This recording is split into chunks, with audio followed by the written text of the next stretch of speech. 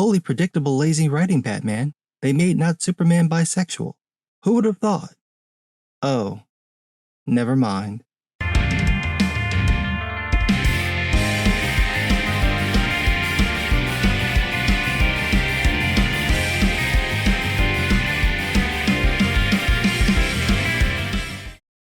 So Ethan Van Sciver was right.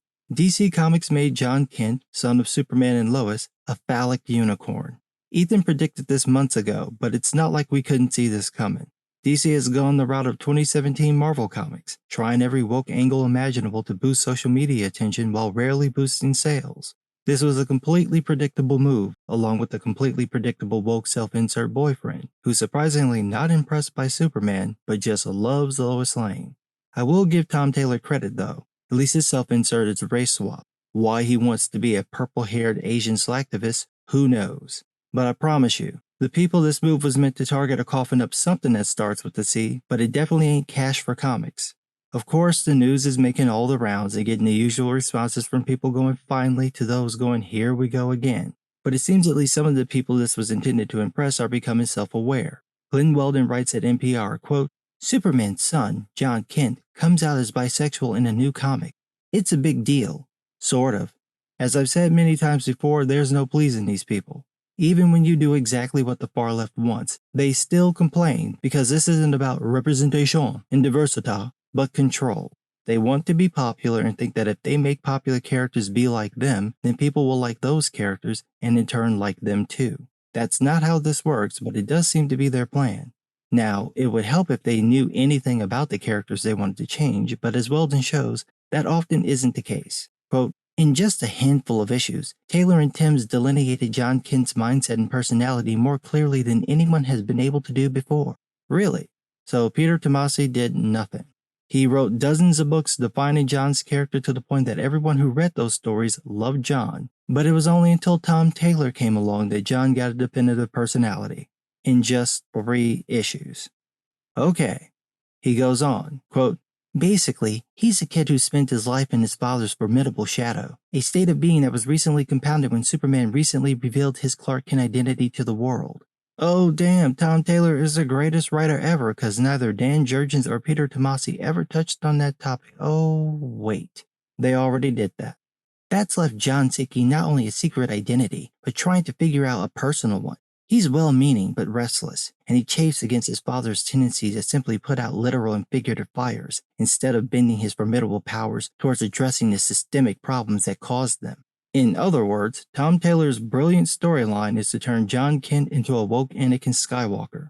You know what? Give John back to Bendis, because I think you're taking the whole Ubermensch thing a little too serious. No one wants to read about not Superman becoming a dictator. That story's been told so many times by better writers, and trying to gussy it up with woke nonsense only makes it worse. But not as much as this. Quote, we've been here before, quite recently. Just 2 months ago, in fact, DC Comics announced that the character Tim Drake would get a boyfriend. Yeah, I remember that. Way to step on your storylines, DC. You're still trying to get Tim Drake over as bi, even though everyone knows he likes fish with his chips because we've read his thoughts for nearly 3 decades. And in the middle of doing this, you step on that story to have not Superman become a phallic unicorn too. You don't want to let it marinate a little bit so you can get some traction out of it? You're just going to bury that story before it even gets started. Who's running DC Comics, Vince McMahon? Why won't you let the storyline resolve before going to your next totally predictable move? Then Weldon brings up a great point. For all the hoopla DC gets for doing this, these aren't the real characters. Quote, but when you take a step back, the canny strategy DC Comics is employing here comes into sharper focus. They haven't queered their core characters after all. No, those heavily licensed nuggets of intellectual property resist meaningful change because they must, especially if they're trying to keep paying out dividends by, among other things, getting printed onto kids' bedsheets. Robin's queer. Not the original Robin, or the Robin that's currently Batman's sidekick, but the Tim Drake Robin, the 3rd character to assume the title. Superman's queer. Not the Clark Kent Superman, but his recently introduced son. It's a kind of a release valve, that asterisk. It means they can say the thing, Superman comes out, that's certain to attract attention, but they'll always be able to ease the pressure by hitting that valve and pointing to those all-important asterisks. I believe the word you're looking for, DC, is touché. Weldon has got you dead to rights.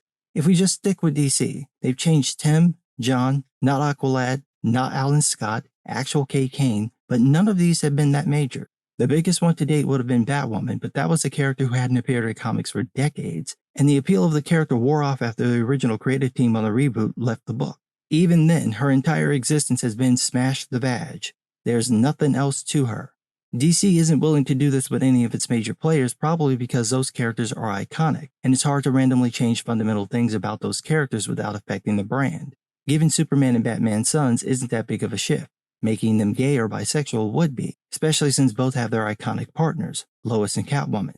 Everyone knows this, and it'd be hard to change that without pissing all over the brand. So instead, they do this to second or third-rate characters, alternate versions, or some new character no one cares about so they can get this Pavlovian response from people like Weldon. Quote, as the world depicted on the comics page starts to look more like the world off of it, as more members of comics' diverse readership gain the opportunity to see a version of themselves on that page, the inevitable result is more and better stories. No, it isn't.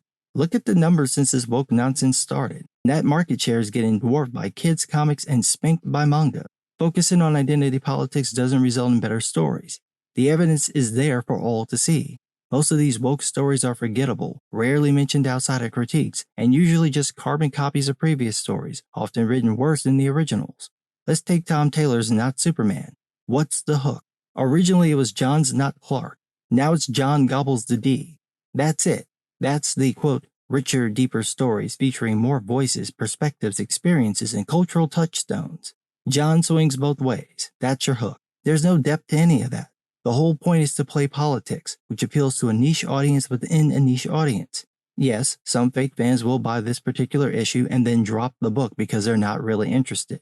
We saw what happened when Marvel did this with Iceman, North Star's Wedding, Richter and Shatterstar, Wiccan and Hulkling, and with whatever the hell Leah Williams was doing in X Factor. Most of these books bombed harder than John's gonna pound Tom Taylor's self-insert's ass.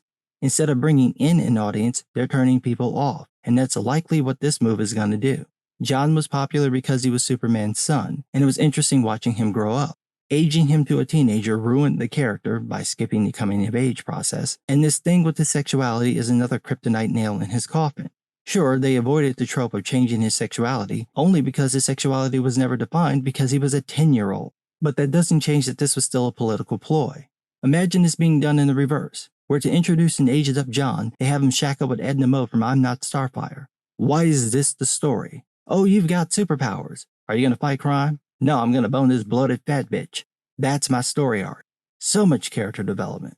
Now, to wrap up this article, Weldon shows that like many people who profess to love these changes, he doesn't know a damn thing about comic book history, and apparently has never heard of a search engine because he didn't bother to look any of it up. He says, quote, this is progress, and is following precisely the same arc that representation of any marginalized community, women, people of color, queers, people with disabilities, has historically followed in popular media. Phase 1. We're the villains. We threaten the status quo, and the straight white cis male hero's job is to punish us and preserve the way things are. We exist solely to drive the hero's story. Except that women and minorities were featured in superhero comics, women quite often as the leads, dating back to the 1940s. Were there books where non-white characters were the villains? Yes, but many of those older books were propaganda stories from World War II. Phase 2. We're the victims. We're weak and vulnerable, and it's the hero's job to punish those who've hurt us. We exist to establish the hero's selflessness and nobility, but we're still part of his story. Just to be clear, the hero's job is to save the people you call marginalized, meaning they're weak and vulnerable, and this is a bad thing because it makes them look like victims, even though this is literally what a hero should do. Okay. Phase 3. We're the sidekicks, the sassy friend, the wingman. We exist to supplement the hero's story, to offer support and encouragement, but it's still his story. Yes, because side characters never have stories of their own. There's no such thing as a subplot, miniseries, or spinoff. It's not at all possible that the side characters can become as popular or more popular than the main characters. Nope, never happens. The goal, of course, is to reach Phase 4. We finally get to be the heroes of our own stories. Yeah, that already happened in the 1940s, dipshit, and has been happening since then. There are hundreds of female non-white handymans all over the place. Everything you want is already in place. It's just that those characters aren't the most popular ones. You can't make that happen by changing the characters everyone likes. They'll either get over on their own or they won't. And to further prove this man didn't do his research, Weldon says, quote, the obvious question then Which major DC hero is going to be the next one to get an offshoot queer version of themselves? If the question is obvious, the answer is even more so. Wonder Woman. Mark my words. We did. In 2016. Greg Rucka literally did this 5 years ago. Seriously, type Wonder Woman bisexual into a search bar and read the fucking articles. Jesus Christ. I get that you have a narrative, but at least look the shit up. Just click on an article and look at the date. That's all you need to do. And this is the problem. You have people who have no knowledge of this stuff whining about representation, and people like Tom Taylor retelling the same lame stories for the umpteenth time. Find something new to do. If you want to make the characters interesting, do more than tell us who they want to fuck. For some reason, I think you might get more stories out of that. But what do I know? I'm just some guy.